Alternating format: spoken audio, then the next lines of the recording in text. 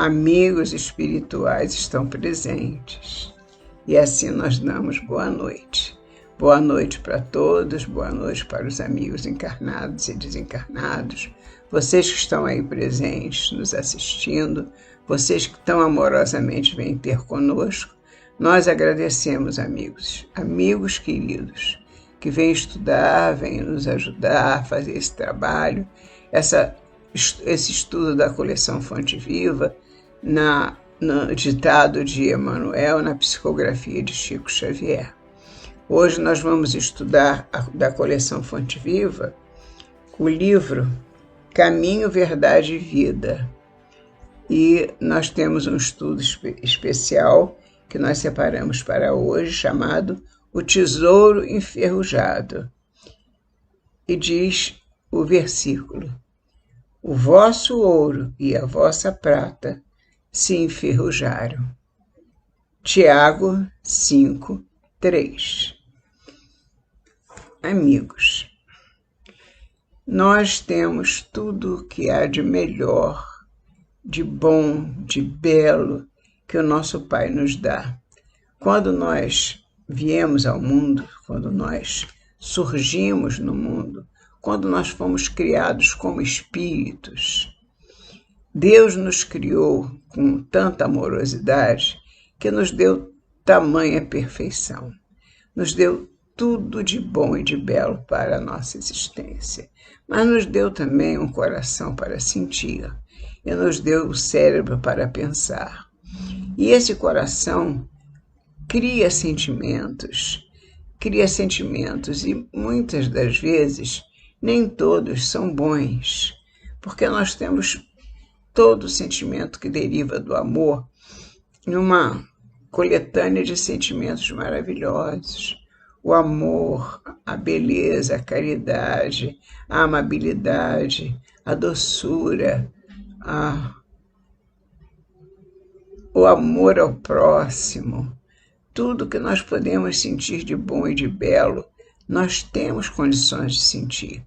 Mas nós desvirtuamos esses sentimentos de tal maneira que nós nos deixamos apropriar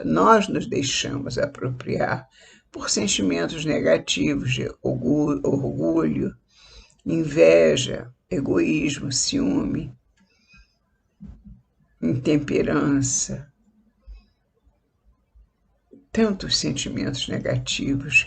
E esses sentimentos, Emmanuel nos diz que são os sentimentos bons que se enferrujaram.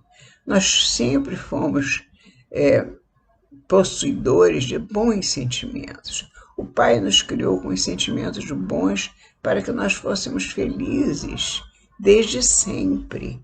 O Pai queria que nós fôssemos felizes desde sempre, mas nós criamos um volume grande de comprometimento em relação às nossas encarnações, que nós, perante a lei, nós temos compromissos. E nós, por esses compromissos, ficamos obrigados a reparar esses erros. E quando nós deixamos de amar e vamos odiar, quando nós deixamos de amar e vamos nos afastar do nosso compromisso, porque ele é pesado a nossa vida fica difícil com aquele compromisso, eu me afasto, quando, na verdade, aquele compromisso era para me levar perante Deus, para me levar perante a minha encarnação, tê-la como vencedora. Eu consegui vencer apesar da dificuldade, eu venci, mas quando eu abandono a dificuldade para aparentemente levar uma vida mais tranquila, eu fico devendo ao final da encarnação. Então, nós continuamos devedores porque não cumprimos com a nossa tarefa ou com as nossas tarefas. Somos devedores e os nossos sentimentos, como diz Emmanuel, se enferrujam. Por isso, a lição de hoje, que se trata de O Tesouro Enferrujado. Vamos ver o que Emmanuel tem a nos dizer a respeito dessa questão. Os sentimentos do homem nas suas próprias ideias apaixonadas, se dirigidos para o bem, produziriam sempre, em consequência, os mais substanciosos frutos para a obra de Deus. Para isso fomos criados, para o bem, para o amor, para a felicidade. Mas como plantamos, fazemos com que aquilo que Deus nos deu se transformasse em algo difícil de ser transportado, carregado. Então nós preferimos lançar fora aquilo tudo de bom que recebemos e armazenar, ao contrário, sentimentos negativos. Por isso, nós fomos criados para o bem e buscamos o mal inadvertidamente. Portanto, diz Emmanuel, em quase toda parte, porém, desenvolvem-se, ao contrário, diferentemente para o que foi criado, para o bem e para o amor, em quase toda parte se desenvolvem ao contrário, impedindo a concretização dos propósitos divinos com respeito à redenção das criaturas. Tudo ao contrário daquilo que Deus criou. Deus criou os sentimentos dos homens, que esses sentimentos e essas próprias ideias apaixonadas fossem dirigidas para o bem, o homem seria feliz, o homem encontraria tudo o que ele precisa, colheria frutos substanciosos, como disse Emmanuel, frutos para a obra de Deus, porque Deus tem a sua obra, a obra que nós somos chamados a trabalhar, a servir, a progredir trabalhando nessa obra. Em quase toda parte, porém, desenvolvem-se ao contrário. Não são frutos substanciosos que nós deixamos vir à tona. Ao contrário, são frutos amargos. Então, desenvolvem-se ao contrário, impedindo a concretização dos propósitos divinos com respeito à redenção das criaturas. De modo geral, vemos o amor interpretado tão somente à conta de emoção transitória. O amor, que é um sentimento divino, que é para toda a vida, ele se apresenta a nós como uma emoção transitória, como uma coisa passageira. Veja só, é assim que nós aqui, encarnados, muitos de nós, olhamos para o amor, encaramos o amor com essa ideia de que ele é algo transitório. Levamos a conta de emoção transitória dos sentidos materiais, quando ele é uma coisa espiritual. O amor vem da nossa espiritualidade sublime. A beneficência produzindo perturbação. Onde já se viu o bem produzir perturbação? Mas é tudo que a gente vê. A beneficência produzindo perturbação entre dezenas de pessoas para atender a 3 ou 4 doentes. Ou seja, se faz uma algazarra dizendo que vão se cuidar das pessoas, chamando pessoas para o cuidado, e de repente aquilo é só um alarde falso. Na verdade, eles tratam de 3 ou 4 pessoas e acabou o trabalho, não tem mais trabalho. Que beneficência é essa que se apresenta tão rudimentar? Isso não é beneficência, isso é falta de beneficência, falta do bem, falta de caridade. Vemos a fé, diz Emmanuel, organizando guerras sectárias. Em nome de Deus se promovem guerras. Ainda se coloca uma bandeira como se de cristãos, em nome de que Cristo nós não sabemos, porque o nosso Cristo, Jesus Cristo, não produziu guerra nenhuma. nenhuma guerra. Tudo que ele fez foi doar amor, foi doar caridade, foi levar o bem a todas as pessoas, a ensinar como se vive, ensinou até como se deve morrer, com serenidade. Ele ensinou de tudo um pouco, tudo de bom, nada de ruim, mas aproveitaram tudo que Jesus ensinou e deturparam tudo e passaram para o lado mal, como fazem com todos os sentidos que nós recebemos de nosso Pai Celestial. Por isso nós vemos a fé organizando guerras sectárias. Entre eles, no grupo deles religiosos, eles criam guerras, guerras entre os povos, guerra entre pessoas, guerra dentro das famílias, guerra em tudo que é lugar. A guerra parece que vive em todos os lugares dos dias de hoje. O zelo sagrado da existência, o cuidado que nós devemos ter com a nossa existência, cria um egoísmo fulminante.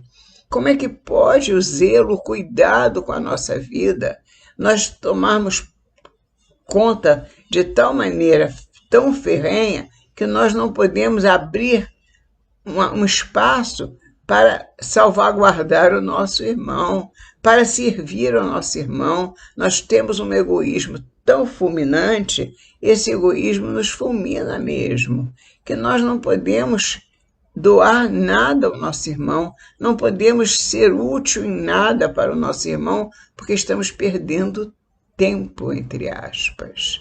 Isso é o que dizem, né?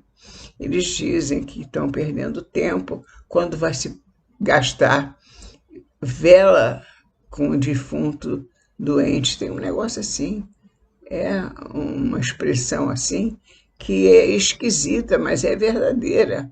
Eles dizem isso. Vela com o defunto doente é uma coisa esquisita, sei lá. Nem eu sei essa expressão porque eu acho horrorosa. Então, aqui diz Emmanuel também, o perdão fala de dificuldades, dificuldade para perdoar, dificuldades para expressar-se. O perdão não consegue se expressar, porque o egoísmo ainda é muito grande. O orgulho é maior. O orgulho impede que as pessoas cheguem e digam, me perdoa, eu errei. Não. Ali você vê, é o perdão que tem dificuldade de expressar-se. Ele não fala que deseja mudar de opinião, que se enganou, que ele se errou, pedir perdão, não. Isso é muito difícil. Então, ele fala de dificuldades. Adiante tem a humildade, que pede a admiração dos outros.